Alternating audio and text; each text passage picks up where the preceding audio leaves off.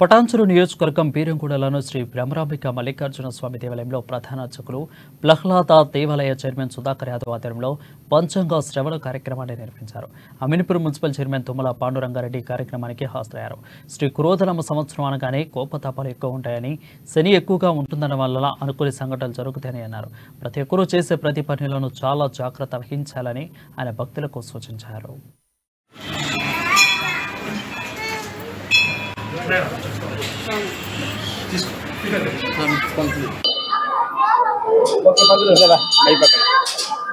ఈ సంవత్సరం క్రోధినామ సంవత్సరం.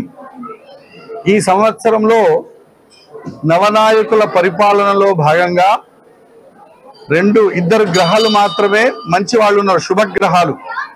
9 గ్రహాలలో 2 మంచి వాళ్ళు, 7 గ్రహాలు పాపగ్రహాలు అయి ఉన్నాయి. రాజు కుజుడై ఉన్నాడు, శనేశ్వరుడు మంత్రిగా ఉన్నాడు. మిగతా గ్రహాల అధికారాలన్నీ కూడా కుజుడికే ఉన్నాయి.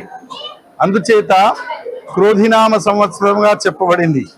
ఈ సంవత్సరం క్షేమంగా ఉండాలంటే భగవన్నామ స్మరణ చేస్తూ ప్రతి వ్యక్తి భగవన్నామ స్మరణ చేస్తూ ఆనందంగా ఉండడానికి ప్రయత్నం చేయాలి. పేరులోనే క్రోధి. సంవత్సరాలు ఎప్పుడు వస్తూనే ఉంటాయి, అందులో క్రోధినామ సంవత్సరం కూడా ఒకటి ఉంటది. కనుకనే మనము లేని సమస్య సృష్టించబడుతుంది, లేని మాట అనబడుతుంది.